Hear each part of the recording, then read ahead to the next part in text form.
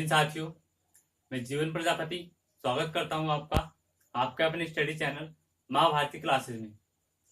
देखिए, अभी जो हमारा चल रहा है वो चल रहा है हमारा हिस्ट्री में मौर्य वंश। ठीक है, पिछली क्लास में मौर्य वंश में क्या पढ़ा था, मौर्य वंश की स्थापना कौन करता है, किस तरीके से स्थापना होती है। ठीक है, और उसके बारे में जो हमें कहाँ से साक्ष्य मिलते हैं, किन किन किताबों से मौर्य वंश के बारे में जानकारी मिलती है। ठीक है, चंद्रगुप्त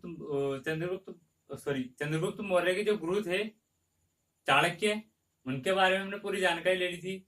उनकी एक पुस्तक थी, क्या थी, पुस्तक का नाम था अर्थशास्त्र, और वो संबंधित किससे थी, राजनीतिक विज्ञान से संबंधित थी।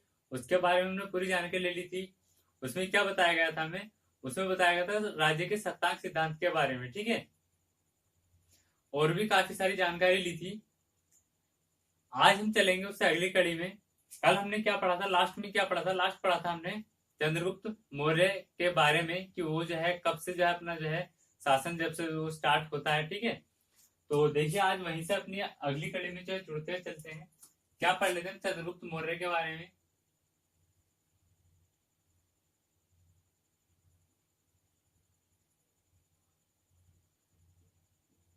चंद्रगुप्त मौर्य के बारे में हम लोग पढ़ रहे थे। देखिए, इसका जो समय था वो था 323 बीसी से कितने तक, 298 बीसी तक, यानी कि 323 ईसा पूर्व से 298 ईसा पूर्व तक चंद्रगुप्त मौर्य का समय रहा है। अब देखिए, कल हमने पढ़ा था इसके बारे में भी, कुछ पढ़ चुके थे इसके बारे में। इसके बारे में हमने कल क्या पढ़ा था कि ये जो है क्या करता है, मौर्य वंश का संस्थापक यही है। अपने गुरु चाणक्य की सहायता से क्या करता है, मौर्य वंश की स्थापना करता है। ठीक है, चाणक्य की सहायता से मौर्य वंश की स्थापना करता है। किसको हरा करके, नंद वंश के अंतिम शासक घनानंद को हरा करके जब मौर्य वंश की क्या करता है, स्थापना करता है। ठीक है, आगे हमने पढ़ा था कि इसने एक विजय व्यापक अभियान चलाया था पूरे भारत में, जिससे किसने एक अखिल भारतीय साम्राज्य की क्या की थी, स्थापना की थी। यानी कि जो इसके समय पर जो हमारा भारत का प्रारूप था वो हमारे यहाँ आज भी नहीं है। इसने भारत का प्रारूप इतना बड़ा कर चुका था ये। ठीक है, भारत का प्रारूप इतना बड़ा कर चुका था ये कि वो आज भी हमारे सामने नहीं है। आगे देखिए, हमने जो अपना लास्ट हेडिंग डाला था वो डाला था सेल्यूकस निकेटर के साथ युद्ध। ठीक है, सेल्यूकस निकेटर के साथ युद्ध किसका, चंद्रगुप्त मौर्य का। सेल्यूकस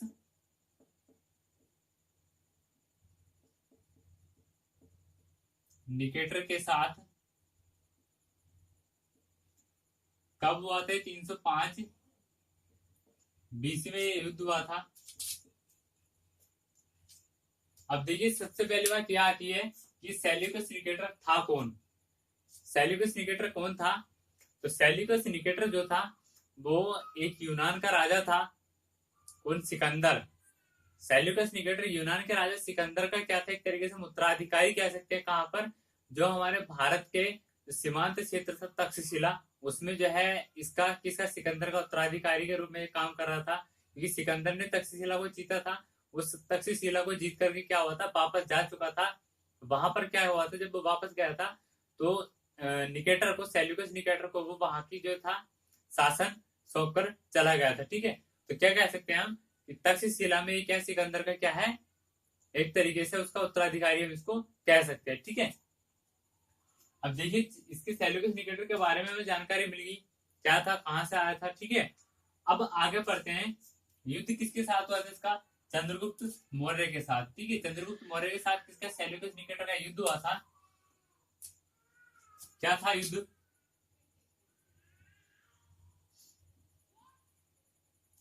चंद्रगुप्त मौर्य व सेल्यूकस के बीच में क्या हुआ था, युद्ध हुआ था। ठीक है, जीत जो हुई थी वह किसकी हुई थी, चंद्रगुप्त मौर्य की जीत हुई थी। अब देखिए, युद्ध हुआ था, युद्ध के बाद जीत किसकी हुई, चंद्रगुप्त मौर्य की जीत हो गई है। यहां पर फिर होती है संधि। यहां पर क्या होती है, एक संधि। ठीक है। संधि होती है, संधि में कुछ बातें रखी गई थी जो कि हर किसी पक्ष को जो है माननी थी। तो देखिए सबसे पहले जो बात रखी थी वो बात रखी थी किसने, चंद्रगुप्त मौर्य ने। ठीक है, सबसे पहले बात चंद्रगुप्त मौर्य ने रखी थी। इसकी पहली बात क्या थी, चंद्रगुप्त मौर्य की पहली बात थी कि सेल्यूकस, ये जो था इस चंद्रगुप्त मौर्य इस संधि के अकॉर्डिंग क्या करता है, सेल्यूकस की जो पुत्री थी हेलेना उससे क्या करता है, विवाह करता है। ठीक है, इसमें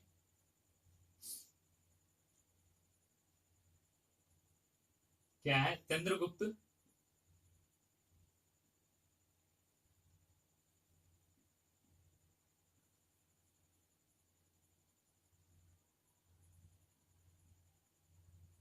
सेल्यूकस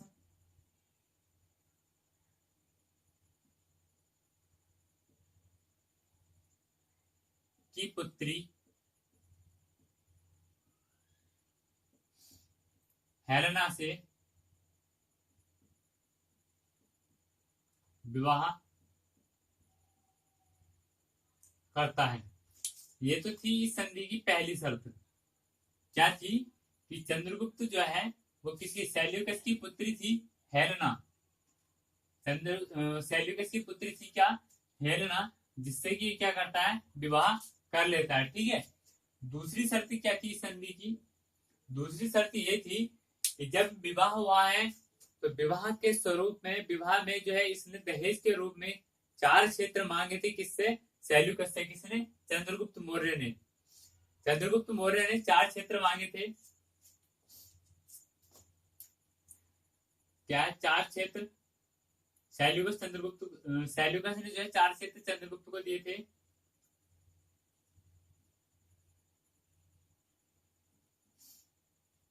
सेल्यूकस ने 4 क्षेत्र चंद्रगुप्त को दिए थे। ठीक है, अभी 4 क्षेत्र थे कौन कौन से, देख लेते हैं। पहला नाम आता हमारे पास एरिया। पहला नाम क्या था हमारे पास, एरिया, जिसको हम कहते हैं क्या, हेरात। जिसको क्या कहते हैं, हेरात। दूसरा नाम आता है हमारे पास आर्केसिया।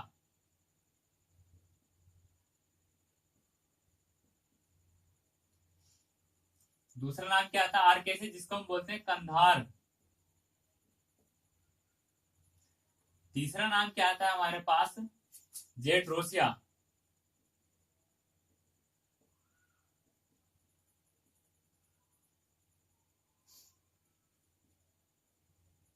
तीसरा नाम क्या था हमारे पास, जेड्रोसिया, जिसको बोलते हैं मकरान। और जो चौथा नाम आता है हमारे पास वो आता है पेरिपेनिस दाई। पेरी, देखिए इधर लिख देते हैं चौथा नाम, पेरी पेनिस दाई। इसको जो कहते हैं वो कहते हैं काबुल। देखिए ये जो नाम थे, एरिया, आर्केसिया, जेड्रोसिया और पेरिपेनिसाई, ये थे यूनानी भाषा में नाम। ये किस भाषा में नाम थे हमारे, यूनानी भाषा में नाम थे। और जो अगर हम अपनी भाषा में बोले तो क्या था, हेरात था, कंधार था, मकरान था और क्या था, काबुल। यानी कि ये सारे क्षेत्र किसके थे, जो वर्तमान में ये सारे क्षेत्र कहाँ पड़ते पड़ते हैं, हमारे अफगानिस्तान में। ठीक है, तो अफगानिस्तान के 4 क्षेत्र क्या थे, सेल्यूकस जो है किसको देता है, चंद्रगुप्त मौर्य को देता है। कितने, 4 क्षेत्र। ठीक है, और इनको एक नाम और दिया गया था, इन चारों क्षेत्रों को, इनको ये बोले गए थे मध्य एशिया के क्षेत्र। यानी कि इन चारों को मिलाकर के क्या बोला गया था, मध्य एशिया। ठीक है, इन चारों को मिलाकर के बोला गया था क्या, मध्य एशिया। तो ये देखिए पहली शर्त क्या थी, चंद्रगुप्त क्या करता है, सेल्यूकस की पुत्री हेलेना से क्या करता है, विवाह करता है। दूसरी शर्त क्या थी कि सेल्यूकस जो है चंद्रगुप्त को कितने, 4 क्षेत्र जो है दहेज के रूप में देता है, दान के रूप में देता है। वो 4 क्षेत्र कौन कौन से थे? पहला था एरिया, जिसको बोलते हैं हेरात। दूसरा था आर्केसिया, जिसको बोलते हैं कंधार कंधार। तीसरा था हमारा जेड्रोसिया, जिसको बोलते हैं मकरान। और चौथा क्या था हमारा? पेरिपेनिस दाई, जिसको बोलते हैं हम काबुल। ठीक है, तो ये 4 क्षेत्र क्या थे? जो हमारा सेल्यूकस निकेटर को किसको देता है? चंद्रगुप्त मौर्य को देता है 4 क्षेत्र। ठीक है, अगली बात क्या थी?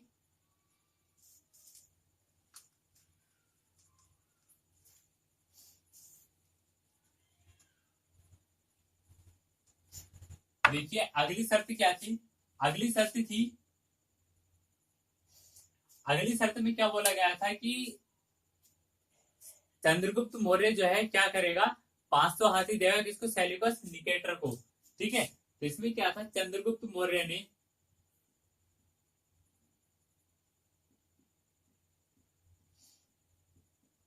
सेल्यूकस को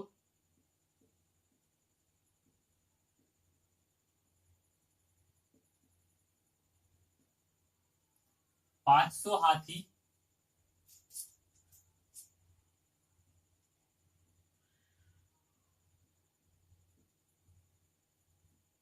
दिए थे। कितने? चंद्रगुप्त मौर्य ने, ये कौन से नंबर की आती है? हमारी तीसरे नंबर की शर्त आती है। सेल्यूकस को कितने? 500 हाथी क्या दिए थे? दान में दिए थे। पहले नंबर की शर्त क्या थी? चंद्रगुप्त मौर्य विवाह करता है किससे? सेल्यूकस की पुत्री से। दूसरे नंबर की शर्त क्या थी? जो संधि में बात रखी गई थी, दूसरी बात क्या रही थी कि जो सेल्यूकस है वो किसको? चंद्रगुप्त मौर्य को 4 क्षेत्र देता। और तीसरी बात क्या थी? तीसरी बात में क्या कहा गया था कि चंद्रगुप्त मौर्य सेल्यूकस को क्या देगा? 500 हाथी दान में देगा। ठीक है, और जो हमारी चौथी बात आती है, चौथी बात क्या थी? चौथी बात ये थी कि सेल्यूकस जो है अपना एक राजदूत कहाँ छोड़ करके जाएगा? चंद्रगुप्त मौर्य के दरबार में। ठीक है, तो अगली बात क्या थी? इसमें क्या हुआ था कि सेल्यूकस ने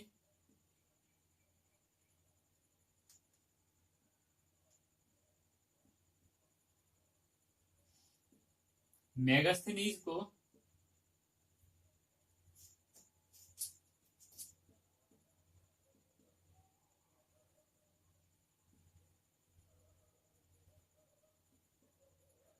सेल्यूकस ने मेगास्थनीज को क्या किया था? अपने सॉरी, चंद्रगुप्त के दरबार में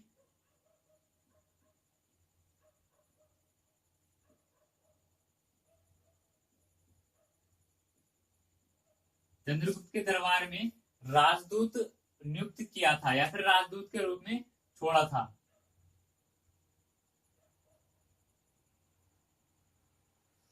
दरबार में राजदूत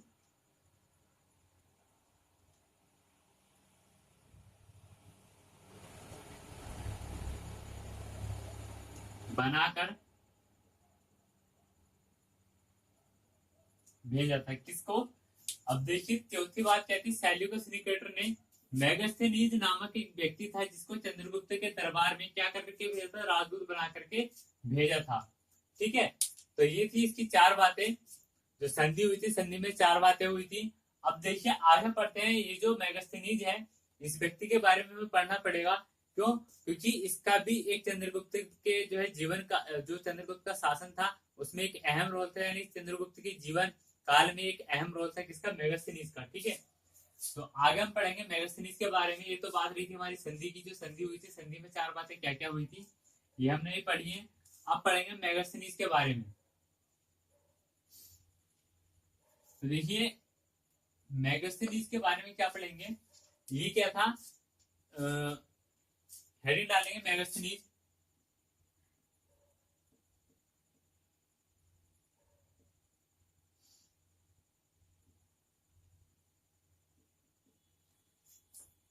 क्या लिखेंगे? सबसे पहली बात इसके बारे में ये है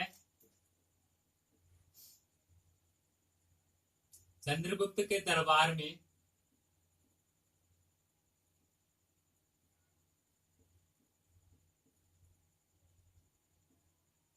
सेल्यूकस का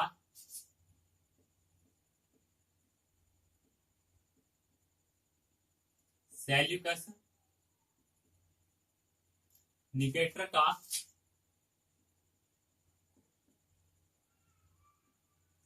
राजदूत बनकर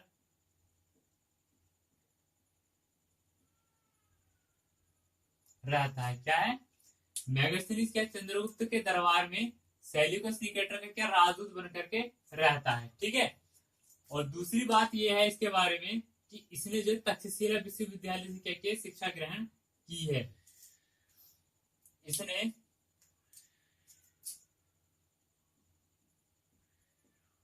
तक्षशिला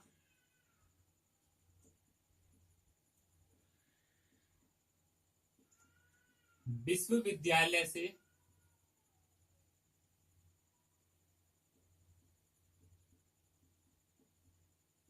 शिक्षा ग्रहण की है। ठीक है। दो बातें हमने मेगास्थनीज के बारे में अभी तक पढ़ ली है। पहली बात क्या थी, वो चंद्रगुप्त के दरबार में क्या था, सेल्यूकस निकेटर का राजदूत बन के रह रहा था। उसने क्या तक्षशिला विश्वविद्यालय से क्या की थी, शिक्षा भी प्राप्त की थी। अगली बात आती है कि इसने एक अपनी पुस्तक लिखी थी, इसकी किताब थी, पुस्तक थी इसकी इंडिका। पुस्तक कौन सी थी इसकी? इंडिका। इस पुस्तक का बहुत अहम रोल रहता है इसके बारे में पता देने के लिए, मौर्य साम्राज्य के बारे में जानकारी देने के लिए इस पुस्तक का बहुत अहम रोल रहता है हमारे यहाँ पर। ठीक है। क्योंकि इंडिका से काफी सारी हमें जानकारी मिलती है किसके बारे में, चंद्रगुप्त की जो मौर्य वंश जो है उसके बारे में। ठीक है। इसकी जो लिपि थी या फिर किस लिपि में लिखी गई थी, इसकी लिपि थी हमारी पांडुलिपि। पांडुलिपि में ये पुस्तक लिखी गई थी। और इस पांडुलिपि की जो खोज की थी, इसकी पांडुलिपि की जो खोज की थी वो की थी स्वान बेग ने। किसने की थी? स्वान बेग नामक एक व्यक्ति थे जिन्होंने किसकी खोज की थी? पांडुलिपि की। और पांडुलिपि में कौन सी पुस्तक लिखी गई थी? इंडिका लिखी गई थी। इंडिका की जो लिपि थी वो कौन सी थी, क्या कह सकते हैं इंडिका की लिपि हम क्या कह सकते हैं, ये क्या थी? पांडुलिपि थी। खोज किसने की थी? इस पांडुलिपि की स्वान बेग ने खोज की थी। ठीक है। आगे देखिए इस इंडिका में जो जानकारी क्या मिलती है, इसमें जो है दास प्रथा के बारे में जो है उल्लेख मिलता है। इसमें इस पुस्तक में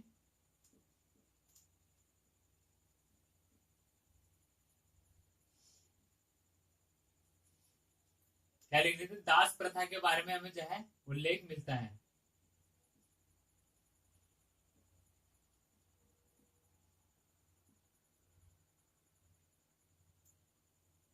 दास प्रथा के बारे में उल्लेख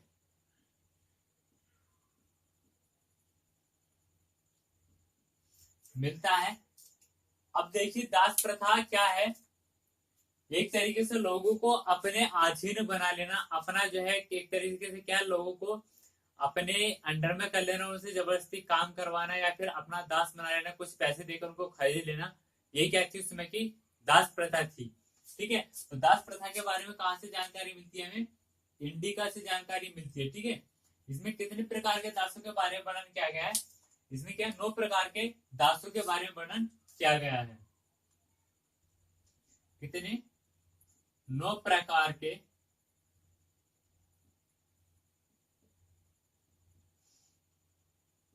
दासों के बारे में वर्णन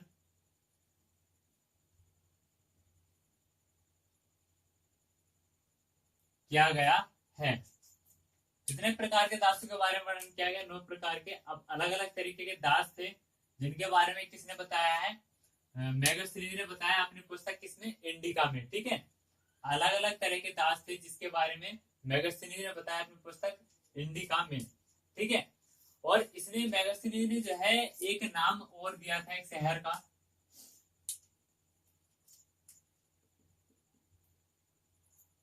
मेगास्थनीज ने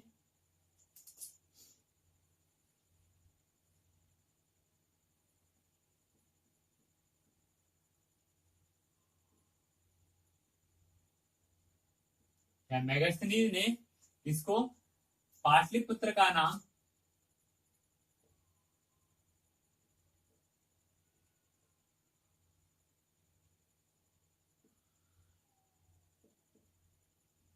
मेगास्थनीज ने पाटलिपुत्र का नाम क्या रखा था? पोलीग्रोथा रखा था, या फिर उसको पोलीग्रोथा जो है उसने बोला है, का नाम पोलीग्रोथा।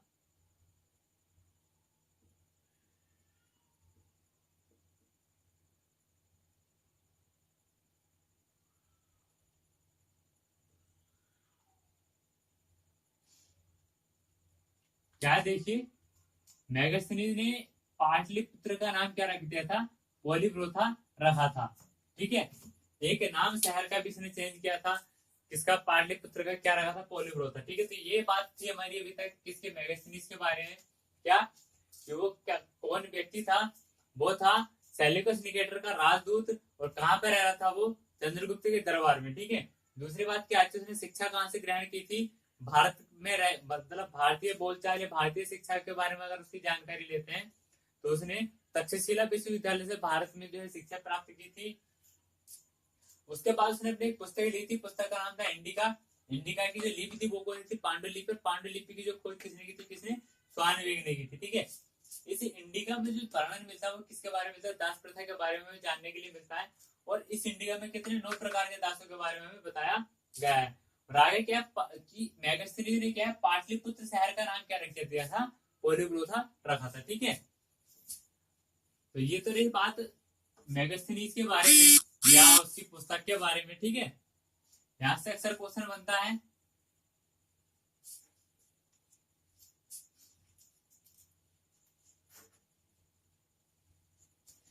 अब देखिए आगे, देखिए चंद्रगुप्त के कुछ उपनाम थे।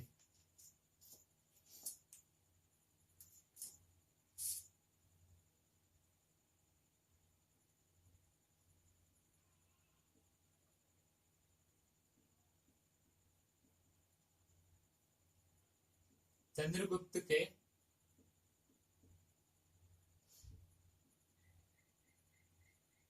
उपनाम, पहला जो उपनाम आता है वो आता है हमारे पास सैंड्रोकोटस।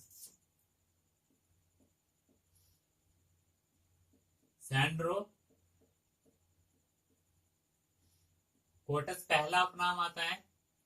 दूसरा आता है हमारे पास एंड्रोकोटस।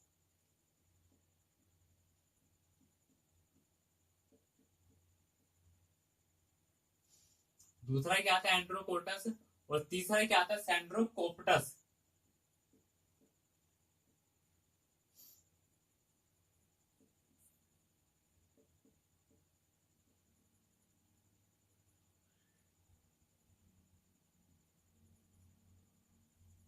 सैंड्रोकोप्टस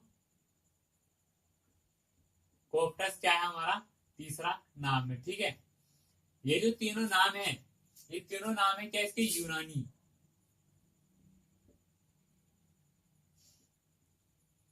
यूनानी नाम है ये तीनों इसके। पहला नाम क्या है? सैंड्रोकोटस। दूसरा एंड्रोकोटस। तीसरा सैंड्रोकोप्टस। सैंड्रोकोटस, एंड्रोकोटस, सैंड्रोकोप्टस, तीनों नाम क्या है? यूनानी है। और इनके बारे में जो खोज की थी, इन नामों के बारे में, नामों को तो पता काफी पहले भी लग गया था कि भाई क्या है, जैसे सैंड्रोकोटस, एंड्रोकोटस, सैंड्रोकोप्टस, ये तीन नाम है। ठीक है, इनके बारे में पता बहुत पहले लग गया था। पर ये जो है किसके लिए जो है युग जो है, ये तीनों चीज जो तीन वर्ड थे किसके लिए बोले गए थे? क्योंकि देखिए राजा तो और भी है, अभी चंद्रगुप्त भी है और चाणक्य भी यहाँ पर हुए, जो कि इसके गुरु थे चंद्रगुप्त मौर्य के। और उसके जो समय में क्या रहे, प्रधानमंत्री भी रह चुके थे वो उसके समय के।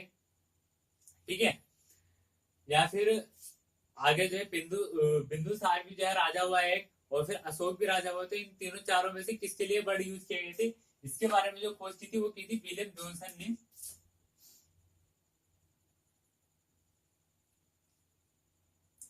1793 ईस्वी में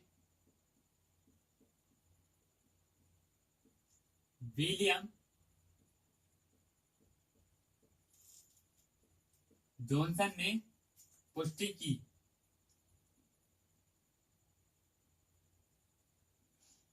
क्या पुष्टि की विलियम जॉनसन ने?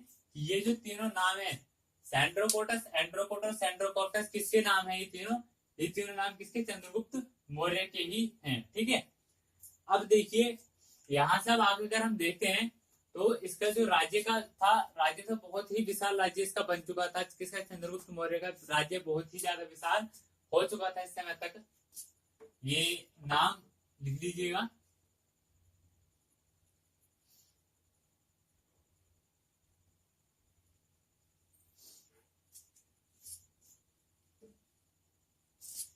चंद्रगुप्त मौर्य का जो राज्य था बहुत ही विशाल हो चुका था। ठीक है, तो देखिए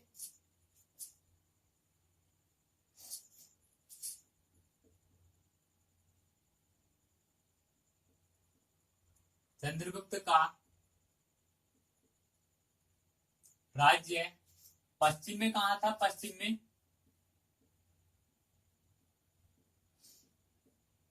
में क्या कह सकते हैं? तक्षशिला तक बोल सकते हैं।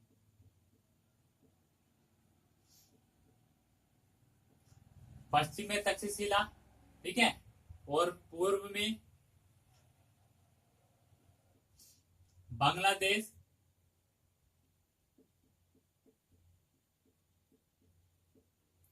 पूर्व बांग्लादेश। तक्षशिला कहां पड़ता है? अब अफगानिस्तान में। कहां पड़ता है ये? अफगानिस्तान में।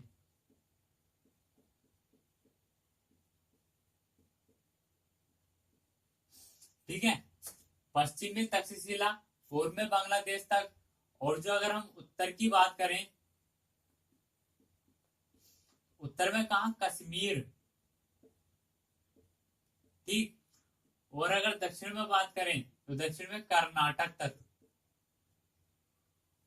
कहां तक है इसका राज्य दक्षिण में? कर्नाटक। कर्नाटक में भी कहा? कावेरी नदी के तट तक।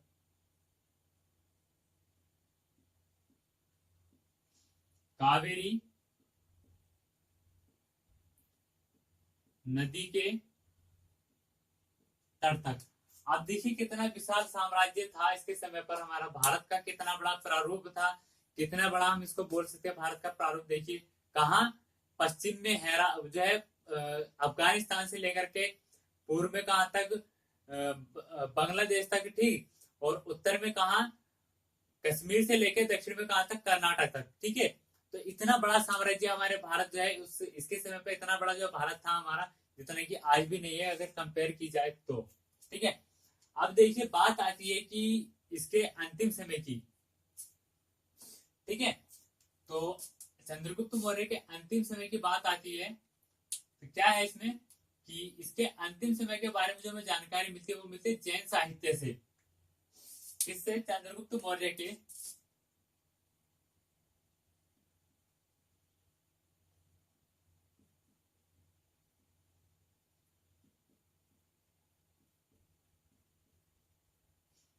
अंतिम समय के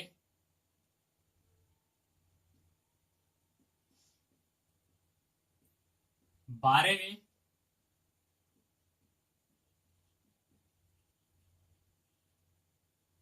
जैन साहित्य से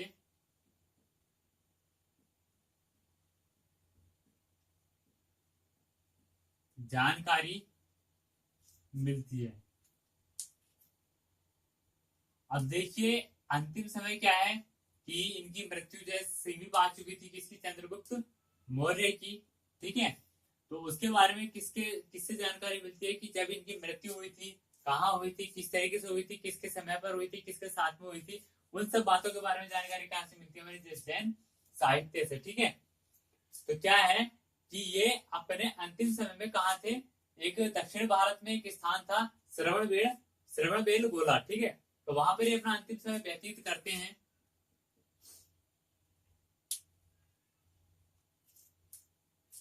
चंद्रगुप्त मौर्य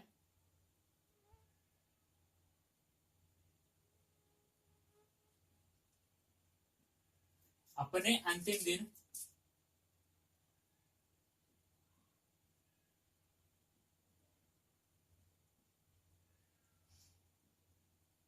चंद्रगुप्त मौर्य अपने अंतिम दिन कहां पर? दक्षिण भारत में एक स्थान है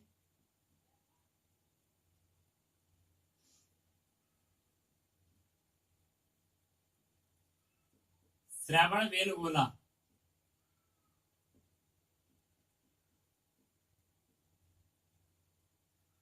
क्या स्थान है? श्रवणबेल गोला।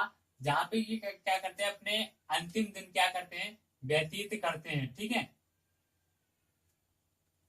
दक्षिण भारत यानी कि श्रवण बेलगोला में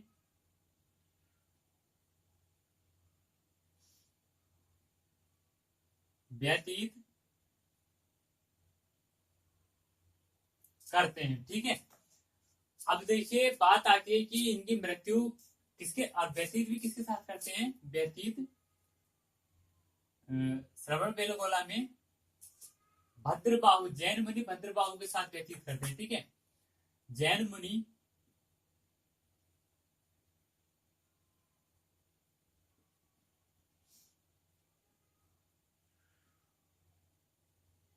भद्रबाहु के साथ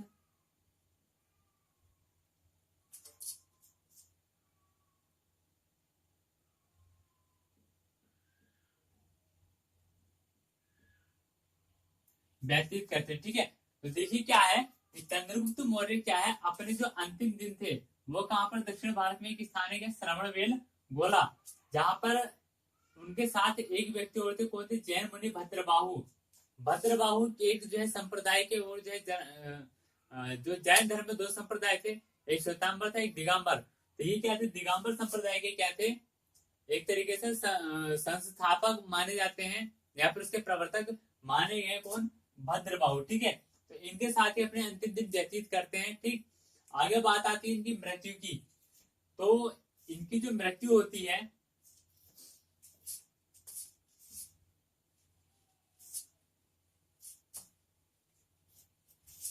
देखिए मृत्यु के बारे में ऊपर लिख दे रहा हूं मैं।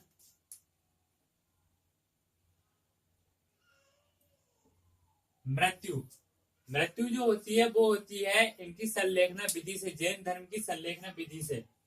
ठीक है, तो 298 ईस्वी में, ईसा पूर्व में,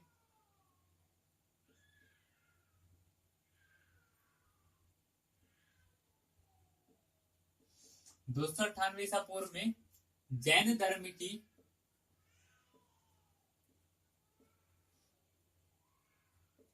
संलेखना विधि से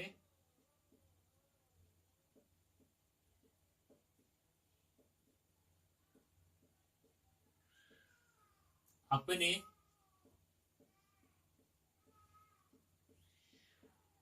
प्राण त्याग देते हैं। ठीक है,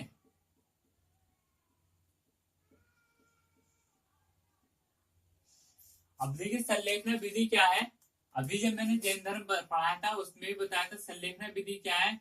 इसी विधि में क्या है, भोजन व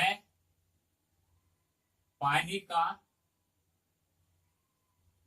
त्याग, दूसरा नाम भी इसको दिया गया उपवास, उपवास दूसरा नाम इसको दिया गया, यानी कि भोजन पानी त्याग देना, उपवास रख के क्या करना, अपनी मृत्यु, अपने आप को जो मृत्यु के समीप लाना और अपने आप को जो है परमात्मा में विलीन कर देना था। ठीक है, तो संलग्न विधि से इनकी मृत्यु हुई थी, कब हुई थी, 298 बीसी में, यानी कि 298 ईसा पूर्व। जैन धर्म की संलग्न विधि है जिससे उन्होंने अपने प्राण त्यागे थे। इसी विधि से क्या किया था, जो जैन धर्म के प्रवर्तक थे, 24 जो तीर्थंकर हुए थे, कौन, महावीर स्वामी, उन्होंने भी अपने जो प्राण त्यागे थे वो इसी विधि से त्यागे थे। ठीक है, तो यहाँ देखिए चंद्रगुप्त मौर्य के बारे में जितना भी जो हमें जो जानकारी थी एग्जाम के पॉइंट ऑफ व्यू से, वो सारी हम यहाँ पर कलेक्ट कर चुके हैं। अब देखिए जो चंद्रगुप्त मौर्य के आते हैं उत्तराधिकारी, अब पढ़ेंगे उनके बारे में। ठीक है, तो जो चंद्रगुप्त मौर्य का उत्तराधिकारी था उसका नाम है बिंदुसार। चंद्रगुप्त मौर्य का उत्तराधिकारी कौन है, बिंदुसार, या फिर मौर्य वंश का दूसरा शासक कौन है, बिंदुसार। मौर्य वंश का दूसरा शासक या फिर चंद्रगुप्त मौर्य का उत्तराधिकारी, दोनों में से कुछ भी हम उसको बोल सकते हैं। ठीक है, तो देखिए क्या है, बिंदुसार नाम हेडिंग डाल देंगे।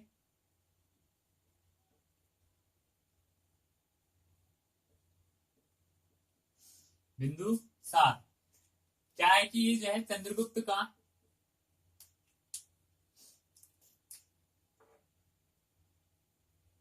ये है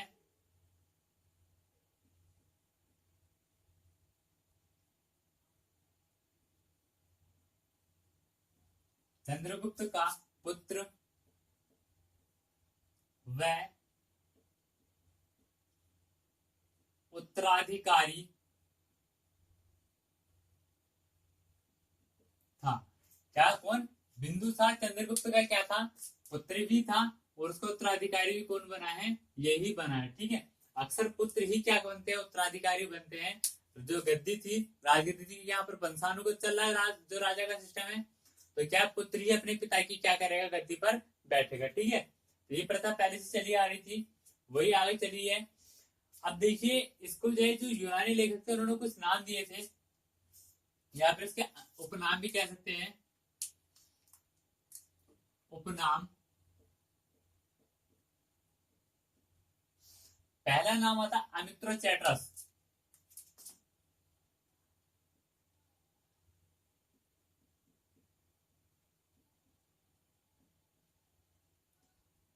पहला नाम क्या?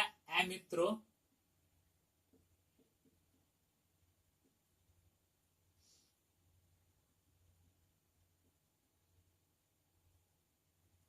चैट्रस पहला नाम है। दूसरा नाम हमारे पास सिंहसेन, और जो तीसरा नाम है वो हमारे पास भद्रसार।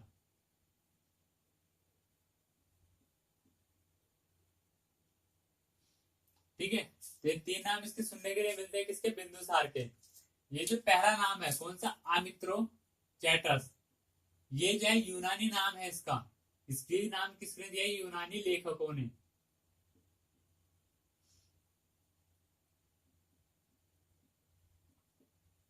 ये नाम किसने दिया इसको? यूनानी लेखकों ने दिया है। किसको? चंद्रगुप्त मौर्य को। अब देखिए, इसने भी थोड़ा राज्य का विस्तार किया है। इसने दक्षिण भारत में अपने जो साम्राज्य का विस्तार किया, मौर्य वंश का जो विस्तार किया इसने दक्षिण भारत की साइड में किया था। ठीक है, यानी कर्नाटक से उड़ीसा तक के क्या है, इसने विस्तार किया है। आगे देखिए, एक बार क्या हुआ था, जो जैन ग्रंथ है दिव्यावदान, उससे हमें कुछ जानकारी मिली थी।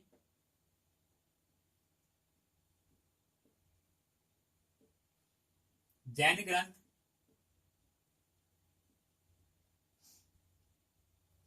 दिव्यावदान,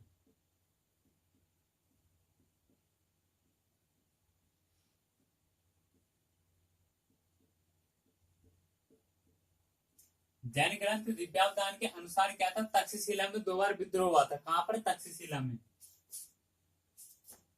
के अनुसार तक्षशिला में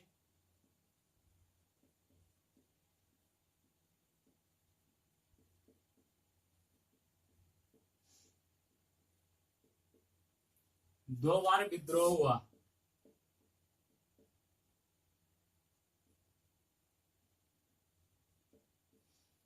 ठीक है, अब देखिए, विद्रोह होता है तो राजा खुद तो उसको दमन करने के लिए नहीं जाएगा, जो उसके प्रतिनिधि होते हैं वो इन्हीं को भेजता है। ठीक है, कौन से ग्रंथ के अनुसार? दिव्यावदान के अनुसार। कहा? तक्षशिला में कितनी बार? 2 बार हुआ था विद्रोह। तो ये दोनों बार जो है अलग अलग व्यक्तियों को भेजता है विद्रोह को दमन करने के लिए। पहली बार भेजता है अपने पुत्र अशोक को। पहली बार भेजता है अपने पुत्र अशोक को। दूसरी बार भेजता है दूसरे पुत्र किसको? सुसीम को।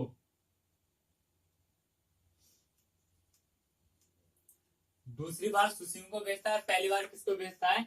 अशोक को। ठीक है, तो ये जो है दोनों बार जो दमन को जो है, जो वहां पर विद्रोह हुआ था, दोनों ही लोग, पहली बार अशोक जाता वो भी उसका जो दमन करके आता है, दूसरी बार कौन जाता?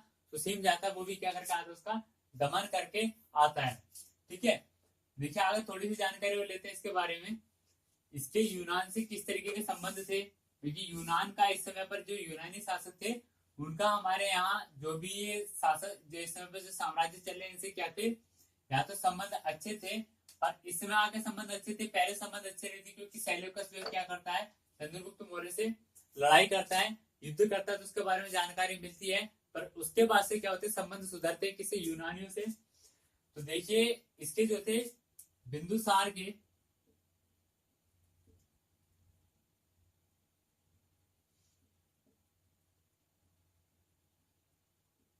यूनानी राजा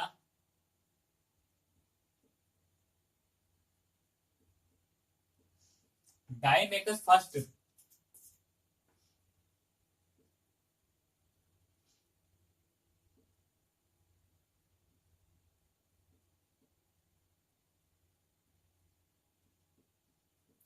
फर्स्ट से मैत्रीपूर्ण संबंध थे।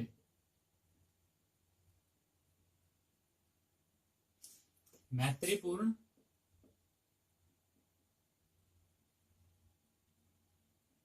संबंध थे किससे? डाइमेकस फर्स्ट से।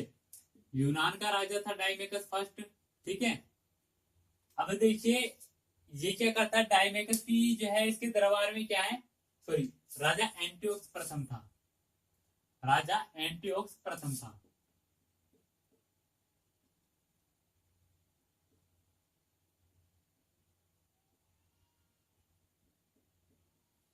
राजा था कौन? एंटियोक्स प्रथम, ठीक है।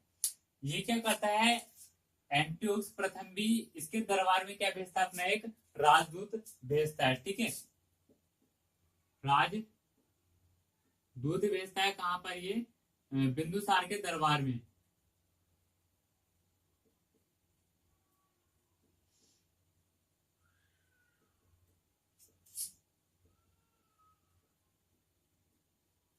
कौन? एंटियोक्स फर्स्ट बिंदुसार के दरबार में राजदूत भेजता है। राजदूत का नाम क्या है? डाइमेकस।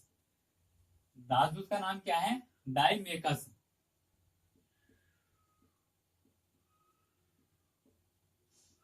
ठीक है। ये था राजदूत किसका? एंटियोक्स प्रथम का। कहां पर? बिंदुसार के दरबार में, ठीक है। अब देखिए ये जो है एंटियोक्स प्रथम किससे? बिंदुसार से कुछ चीज मांगता है, बिंदुसार से सहायता के लिए कुछ चीज मांगता है।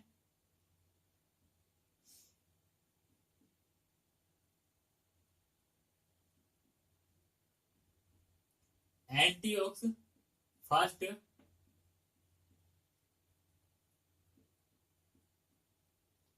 बिंदुसार से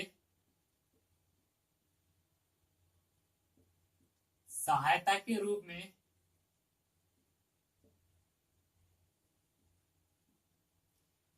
पहले नंबर पर मदिरा की मांग करता है, दूसरे नंबर पे क्या? सूखे अंजीरों की मांग करता है,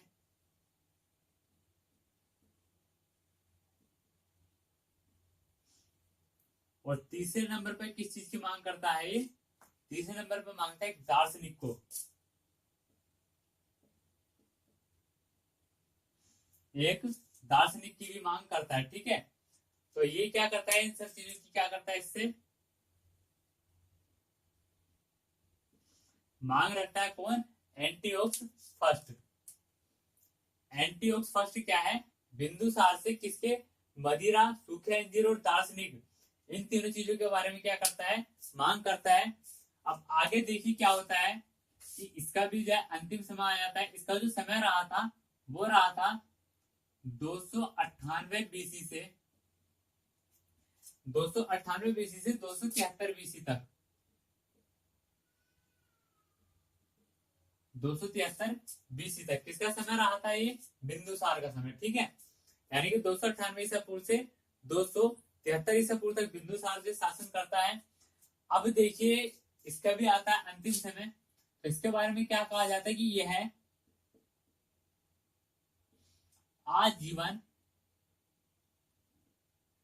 संप्रदाय का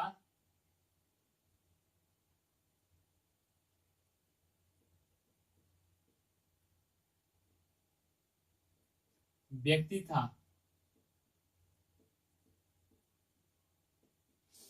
आजीवन संप्रदाय का मतलब क्या है? जियो और जीने दो, ठीक है। आजीवन संप्रदाय का व्यक्ति था। इसकी मृत्यु कब होती है?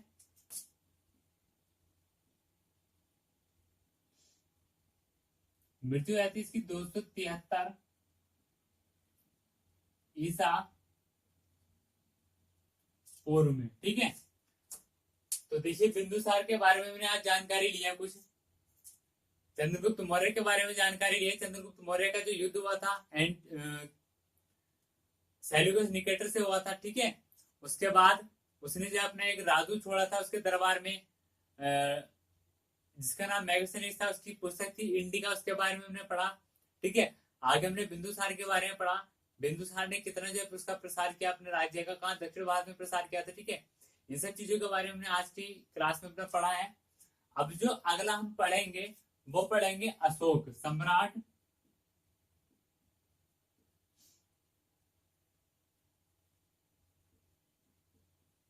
सम्राट अशोक के बारे में हम पढ़ेंगे, जो कि मौर्य वंश का सबसे प्रतापी राजा होता है। ठीक है, मौर्य वंश का सबसे प्रतापी और सबसे अधिक शक्तिशाली राजा कौन था? सम्राट अशोक ही बनकर के उभरता है। ठीक है, तो कल की क्लास में सम्राट अशोक के बारे में पढ़ेंगे। आज की क्लास में यही समाप्त करते हैं।